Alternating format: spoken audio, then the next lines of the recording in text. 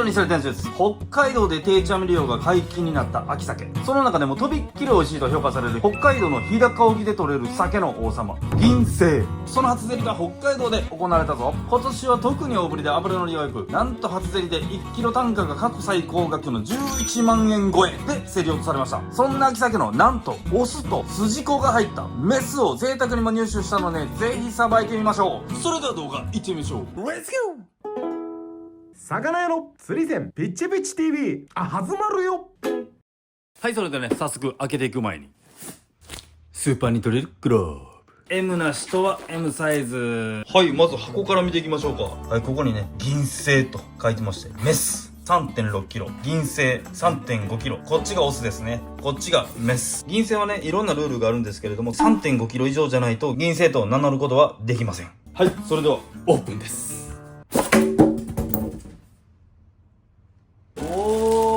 しっかり氷袋もこんな感じで別で保存されてて、この氷が溶けた水が下に滴れ落ちてなくて完璧です。これは期待できるぜ。よいしょ。おー、立派やなこれ。くらオスも出していきましょう。こういう丁寧な梱包ってほんま嬉しいよな。はい、こちらが銀星です。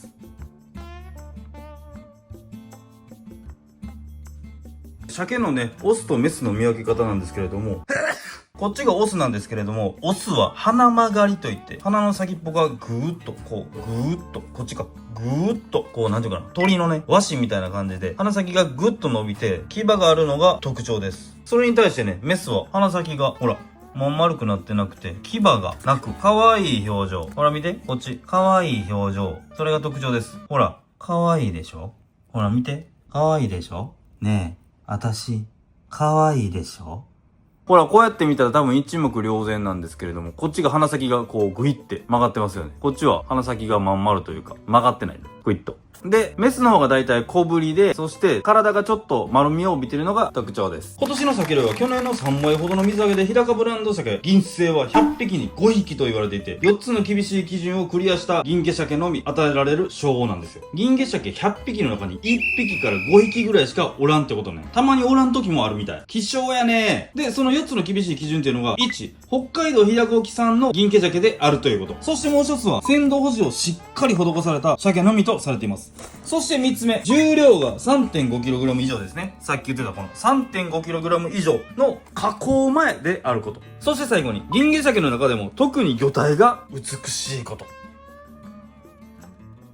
鮭はね、定置網という漁法で漁をするんですけれども、魚の通り道に網を固定して、魚の通路を断ち切り、魚群を網の奥へ奥へと誘導して捕獲する方法なんです。そして網元は熟練の目利きで、銀毛鮭の中から基準を満たす鮭を選別して、銀星として認められたものは1匹ごとに個体別ナンバーが付けられると。これですね。14742。はい、こっちは110786。このステッカーが付いてないといくらでかくても銀星ではございません。そしてね、銀星っていうのは誰でも販売できるわけではなくて、販売できるのは日高定置網漁業者組合が承認指定された限られた業者のみになってます。さっきも言ったようにシリアルナンバーが入ってない銀毛鮭を銀星と謳って販売する悪徳業者もいるので、絶対に気をつけてくださいね。今回はこの魚を送ってくれた丸福ホールディングスの純也くん、ありがとうございます。さあ、それではさばいていきましょう。はい、それでね、さーっと体を洗ってあげましょう。今回は金たわしでさーっと力を入れずに、ぬめりとちょっと残ってる鱗を取っていきます。なんかね、この鱗があんまりない理由やねんけど、川から海へ行く魚をでしょ。特に鮭も海へ行ってから帰ってくる魚やねんけど、海へ行った時に海の浸透圧から体を守るために鱗がつくらしい。ほんで帰ってくる時にはまた鱗が剥がれんねんて。なんかほんまかどうかわからんねんけど、どうなんやろ。なんか知ってる人いたら教えてください。でも確かに鱗はついてるとこあるけど、なんかほとんどないな。生き物って不思議よね。そしてね、この日高の鮭は神々が住むと言われてる日高山脈を流れる清流で生まれて、そこから旅立って3年から5年の長旅を終えて、再び母なる川を目指して戻ってくると。その親潮と黒潮が激しくぶつかり合う世界で最も有数の漁場と言われている北海道の日高沖で漁が行われている。この鮭にもいろんなドラマがあったんやろな、この3年から5年で。今回ね、わがまま言うて、せっかくなんで、オスとメスをね、一緒にさばきたいと思って、北海道のね、純也くんにお願いして送ってもらいました。そしてね、この口がまん丸の方のメスの方は、やっぱり皆さん、産卵期といえばですよ、鮭の。そうです。イクラです。イクラとなる筋子っていうのがこのお腹の中に入ってて、その筋子がすっごい楽しみなんですよね。なのでみんなメスをちょうだい、メスをちょうだいって言うんですけれども、今回はメスだけじゃなくて、オスも食べてみたい。なんて言ったってオスはお腹に卵を持ってないんで、メスよりも身がむちゃむちゃ美味しいって言われてるんですよ。シシャモなんかもそうですよね。お腹に卵がある子持ちシシャモも美味しいんですけれども、クロートはね、こう持ってないオスの身が美味しいと言って、オスちょうだいみたいな人もおるぐらい、身に味の差がすごいあると言われてます。楽しみー。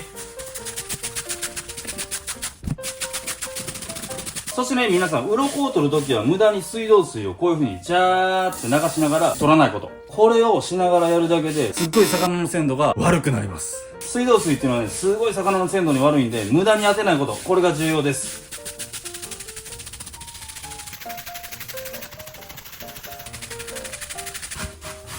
よっしゃー。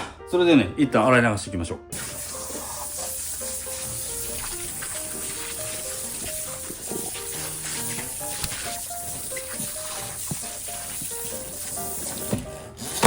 よっしゃ、水道水で洗い流したんで、一旦鮮魚革命水、リブウォーター、魚の鮮度を守る水を振りかけときます。これするだけで全然鮮度が違います。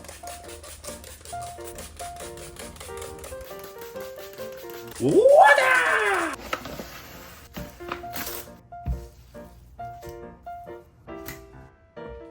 ー。はい、それでね、まず牙のついた鼻先が曲がってる鼻曲がりの方のね、オスのお腹をさばいていきましょう。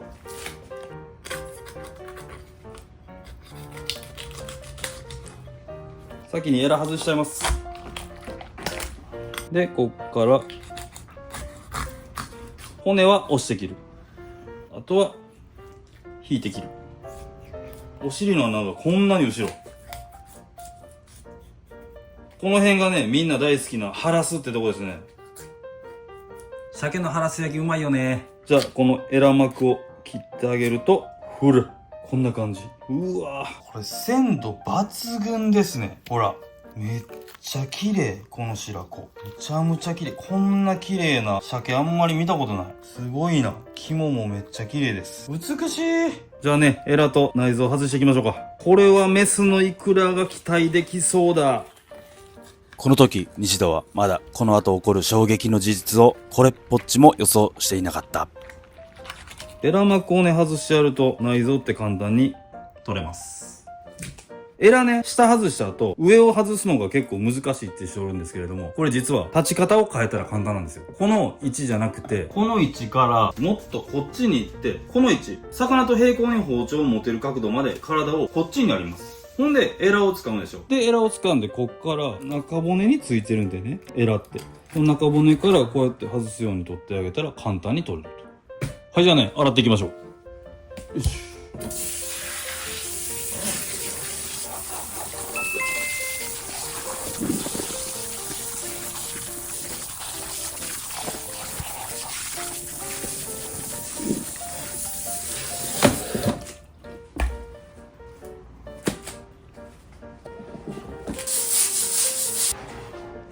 よし。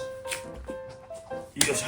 はい、じゃあね、いよいよ本命のメス。お腹開けていきましょう。入ってるかな。こっちはね、もうお腹先に割っていきます。お腹から割るときにイクラをね、傷つけないように包丁をなるべく奥に刺さないように手前に倒して、こういう感じで開けていきます。お尻の穴からいきますよ。いやーん。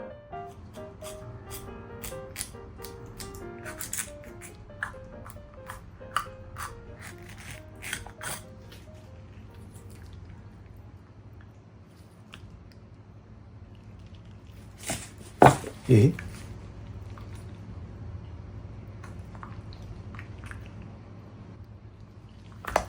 純也くん、事件です。今撮影開始して1時間半ぐらい経ったんですけど、どっちもオス？これオスなんかな？これ白子やんな。どういうことなの？イクラがどっちにもありません。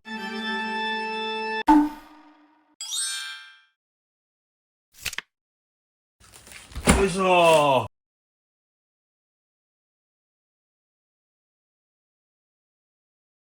One strike and it's over, no room for doubt or talk. See it in my moves, got them all hypnotized. When you share this only G-Man, watch the light in their eye.